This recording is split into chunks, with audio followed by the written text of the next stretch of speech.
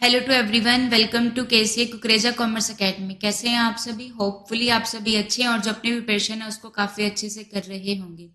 So guys, यहाँ पे मैं आपके साथ में HPSC assistant professor college cadre का एक एग्जाम हुआ था 2019 के अंदर, उसके पीवाईक्यूज को आप लोगों के साथ में कवर कर रही हूँ।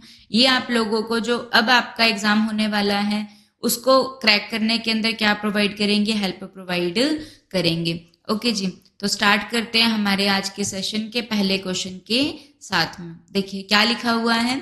If an amount is spend in the current year, एक अमाउंट है उसको हम लोग क्या करते हैं, स्पेंड करते हैं। किसके अंदर स्पेंड करते हैं? करंट ईयर के अंदर क्या कर रहे हैं, स्पेंड करते हैं। ठीक है, बट जो रिवेन्यू है वो हमको नेक्स्ट ईयर में मिलता है। एग्जाम्पल हम लोगों के पास में क्या रहता है, प्रीपेड एक्सपेंसेस होते हैं। प्रीपेड एक्सपेंसेस क्या होते हैं? जो हम लोगों ने क्या कर दिए, पे तो क्या कर दिए, आज कर दिए। हम लोगों ने आज ही क्या कर दिए, पे कर दिए, लेकिन जो उसका बेनिफिट है वो कब रिसीव होगा? फ्यूचर के अंदर क्या होगा, बेनिफिट रिसीव होगा। बेनिफिट कब मिलेगा? फ्यूचर के अंदर मिलेगा। तो ये क्या होता है, आप लोगों के पास में यही केस है कि जो खर्चा है वो तो हमने आज कर दिया, बट उसके अगेंस्ट रेवेन्यू जो होगा वो हमें कब मिलेगा? फ्यूचर के अंदर मिलेगा। तो उस अमाउंट को क्या किया जाता है, तो प्रीपेड एक्सपेंसेस को हम लोग क्या करते थे, ट्रेडिंग अकाउंट में जब एडजस्टमेंट करते हैं तो वहां पे हम लोग क्या कर देते थे, सब्ट्रैक्ट कर देते थे ना। क्यों? क्योंकि वो उस ईयर का खर्चा नहीं है। तो जो रेवेन्यू होता है तो उस जो अमाउंट होगी हम लोग उसका क्या करेंगे, नेक्स्ट ईयर में उसको क्या कर दिया जाएगा, कैरी फॉरवर्ड कर दिया जाएगा। तो ऑप्शन नंबर जो बी रहेगा ये इसका आंसर हो जाएगा। ठीक है, move to the next question. A debit balance show, तो जो डेबिट बैलेंस होता है वो क्या शो करता है, money is owing to the firm. ये क्या है, जो पैसा है वो क्या है, फर्म को देना है। जो पैसा है वो क्या करना है, फर्म को देना है। अब फर्म को देना है इसका मतलब फर्म ने क्या करना है, लेना है। तो फर्म ने जो पैसा लेना है, ठीक है, वो उसके लिए क्या हो जाएगा, डेबिट बैलेंस हो जाएगा।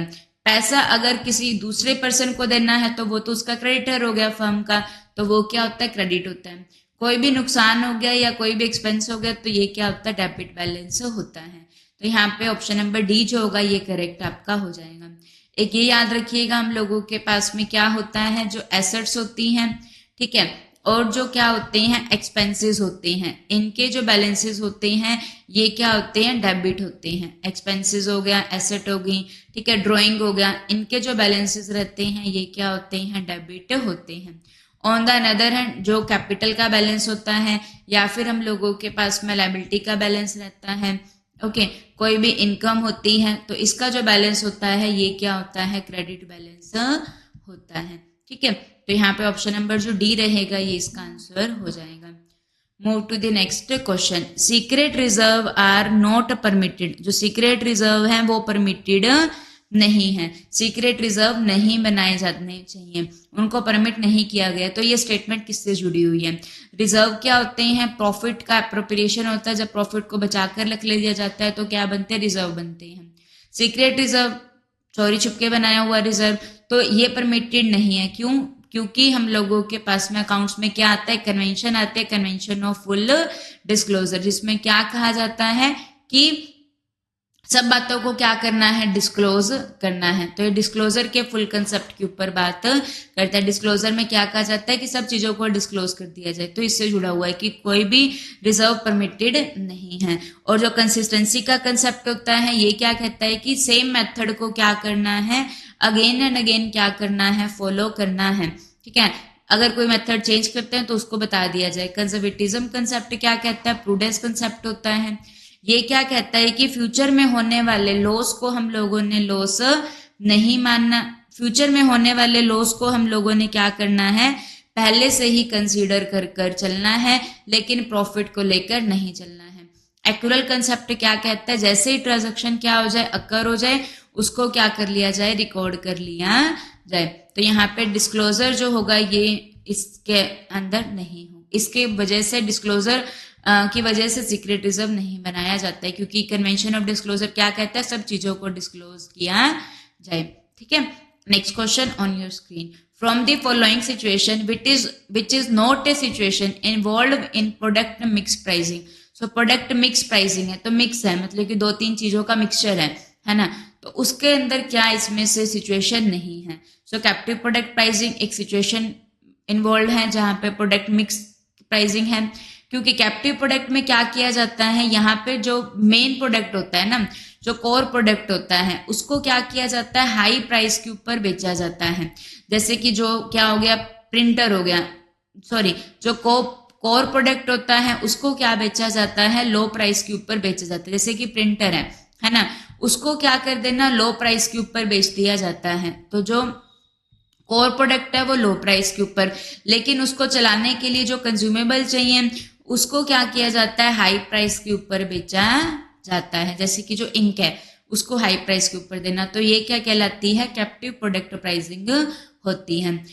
तो ठीक है, दो पार्ट है पड़े उनकी प्राइसिंग। बाय प्रोडक्ट में क्या होता है, जो एंड वेस्टेज होती है, कोई भी चीज मैन्युफैक्चरिंग करते हैं तो उसकी वेस्टेज निकलती है तो वो बाय प्रोडक्ट होता है, तो वो बाय प्रोडक्ट प्राइसिंग होती है। तो यहाँ पे भी मिक्सचर हो गया। लेकिन चैनल प्राइसिंग जो है ये आप लोगों के पास में इसके अंदर सिचुएशन नहीं है। चैनल में याद रखिएगा क्या होते हैं आप लोगों के पास में, डिस्ट्रीब्यूशन ऑफ चैनल होता है। तो एक क्या होता है, जीरो चैनल होता है। जीरो चैनल को क्या कहा जाता है, डायरेक्ट चैनल भी कहा जाता है, जहां पे जो प्रोडक्ट होता है वो सीधा किससे जाता है, प्रोड्यूसर से सीधा किसके पास में जाता है, कंज्यूमर के पास में जाता है। सेकंड क्या होता है, इनडायरेक्ट चैनल होता है, जहां पे क्या होता है, प्रोड्यूसर होता है, प्रोड्यूसर से गुड्स होलसेलर के पास में जाता है, होलसेलर से रिटेलर के पास में, फिर रिटेलर से किसके पास में जाता है, कंज्यूमर के पास में जाता है। ठीक है, तो चैनल प्राइसिंग इसका आंसर हो जाएगा। Move to the next question. The black school hypothesis is related to. Hypothesis क्या होती है, कोई भी अजम्पशन होती है जो हम लोग अपने लेते हैं। ठीक है, वैसे स्टैटिक्स में दो तरीके की हाइपोथेसिस होती है, HO नल हाइपोथेसिस होती है। ये क्या कहती है कि सैंपल और पॉपुलेशन में कोई डिफरेंस नहीं होता है। एक H1 होती है जो क्या होती है, ऑल्टरनेट हाइपोथेसिस होती है। ओके, तो जो ब्लैक स्कूल हाइपोथेसिस है ये किससे रिलेटेड है, break even point analysis. Break even point क्या होता है, एक ऐसा पॉइंट जिसके ऊपर ना तो क्या होता है प्रॉफिट होता है और ना ही क्या होता है लॉस होता है, तो ये क्या कहलाता है, break even point. Operating leverage क्या बताता है, ऑपरेटिंग लीवरेज क्या बताता है, सेल में चेंज होने से EBIT के अंदर क्या चेंज होता है, सेल में चेंज होने से EBIT के अंदर क्या चेंज होता है। तो ये इसकी डिग्री होती है ऑपरेटिंग लीवरेज की, या फिर इसका जो फॉर्मूला होता है वो आप लोगों के पास में क्या रहता है, कंट्रीब्यूशन बाय में EBIT होता है। ठीक है, और फाइनेंशियल लीवरेज क्या बताता है, सेल में फाइनेंशियल लीवरेज क्या बताता है, EBIT में चेंज होने की वजह से, किसमें, EBIT में चेंज होने की वजह से अर्निंग पर शेयर के ऊपर क्या इंपैक्ट पड़ता है, वो फाइनेंशियल लीवरेज होता है। और इसका जो फॉर्मूला रहता है वो आप लोगों के पास में क्या रहता है, EBIT बाय में EBT होता है, अर्निंग बिफोर टैक्स होता है। ठीक है, तो जो ब्लैक स्कूल हाइपोथेसिस है वो किससे जुड़ी हुई है, neutrality of the dividend policy से। ये क्या कहते हैं कि जो डिविडेंड पॉलिसी है वो न्यूट्रल है, मतलब कि डिविडेंड क्या होता है, प्रॉफिट का वो पार्ट जो बचा कर रख लिया जाता है वो तो क्या होता है, रिटेन्ड अर्निंग होती है, और जो बांट दिया जाता है वो क्या कहलाता है, डिविडेंड होता है। तो डिविडेंड पॉलिसी क्या है, न्यूट्रल है, तो ये उससे रिलेटेड होता है। ये क्या कहता है कि डिविडेंड बांटो उससे कोई इम्पैक्ट नहीं पड़ता है। Black school model is a mathematical model used for pricing option and other financial derivative. It assume market efficient है, डिविडेंड क्या है, प्रेडिक्टेबल है। ये न्यूट्रलिटी ऑफ डिविडेंड पॉलिसी के ऊपर बात करता है, जो सजेस्ट करता है कि जो डिविडेंड होगा वो वैल्यू को या कैपिटल स्ट्रक्चर को अफेक्ट नहीं करता है। ठीक है, move to the next question. The cost of preference share capital. Preference share capital क्या होती हैं, जहां पे इक्विटी शेयर होते हैं, प्रेफरेंस शेयर होते हैं। तो प्रेफरेंस शेयर क्या होते हैं, जिनके पास में दो प्रेफरेंसेस होती हैं, इनको क्या मिलता है, जो डिविडेंड होता है वो क्या मिलता है, इक्विटी शेयर से पहले मिलता है। डिविडेंड भी इक्विटी शेयर से पहले मिलता है, और जब रीपेमेंट होती है कैपिटल की वो भी क्या होती है, इक्विटी से पहले होती है। डिविडेंड भी पहले मिलता है और रीपेमेंट जो होती है वो भी क्या होती है, इक्विटी शेयर से पहले होती है। तो ये प्रेफरेंस डिविडेंड के केस के अंदर होती है। तो प्रेफरेंस शेयर के ऊपर क्या पे किया जाता है, प्रेफरेंस डिविडेंड पे किया जाता है। तो उसको जो डिविडेंड होता है वो क्या होता है, एक एप्रोप्रिएशन ऑफ प्रॉफिट होता है। मीन्स अगर प्रॉफिट होगा तभी डिविडेंड को क्या किया जाएगा, बांटा जाएगा। अगर प्रॉफिट नहीं है तो डिविडेंड नहीं बांटा जाएगा। तो इसीलिए इस यहाँ पे कोई भी टैक्स डिडक्शन नहीं मिलती है। तो ये चार्ज अगेंस्ट प्रॉफिट नहीं है, बल्कि एक अप्रोप्रिएशन है, प्रॉफिट का ही पार्ट है, इसीलिए इसके ऊपर इसको टैक्स के अगेंस्ट एडजस्ट नहीं किया जाता है। टैक्स के अगेंस्ट टैक्स डिडक्टिबिलिटी जो होती है वो उसका बेनिफिट जो होता है वो कहाँ पे मिलता है, जो जहां पे डिबेंचर के ऊपर क्या पे किया जाता है, एक फिक्स रेट से इंटरेस्ट पे किया जाता है, वहां पे क्या होगा, टैक्स रिडक्शन मिलती है। डिबेंचर के केस के अंदर जो इंटरेस्ट पे किया जाता है उसमें टैक्स रिडक्शन मिलती है।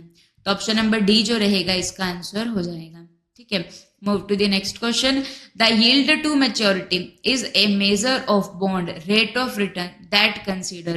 तो यील्ड टू मैच्योरिटी है, तो यहाँ पे मतलब कि कितनी अर्निंग हो रही है मैच्योरिटी तक, तो यहाँ पे कितनी इनकम हो रही है। तो देखिए दो तरीके की इनकम होती है, एक रेगुलर इनकम होती है बॉन्ड के ऊपर। रेगुलर इनकम किस फॉर्म में होती है, इंटरेस्ट की फॉर्म में क्या मिलती है, रेगुलर इनकम मिलती है। तो एक रेगुलर इनकम प्लस में हम लोगों के पास में कोई भी कैपिटल गेन होता है या कोई भी कैपिटल लॉस होता है उसको भी यहाँ पे देखा जाता है। तो जो यील्ड टू मैच्योरिटी होती है वो इन दोनों ही इनकम को क्या करके चलती है, कंसीडर कर कर चलती है।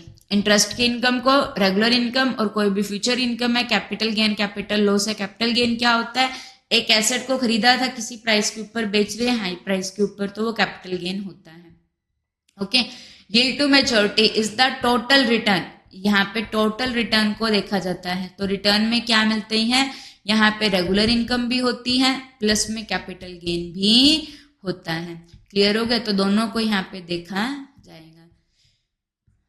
ओके, ये कॉम्प्रिहेंसिव मेजर होता है जो क्या करता है, मेजर करता है, कंसीडर करता है बॉन्ड की current market price par value को, कूपन इंटरेस्ट रेट को एंड टाइम टू मैच्योरिटी को। ठीक है, ये था अभी का हम लोगों का सेशन, बाकी हम लोग अपने नेक्स्ट सेशन में कवर करेंगे। Thank you to everyone.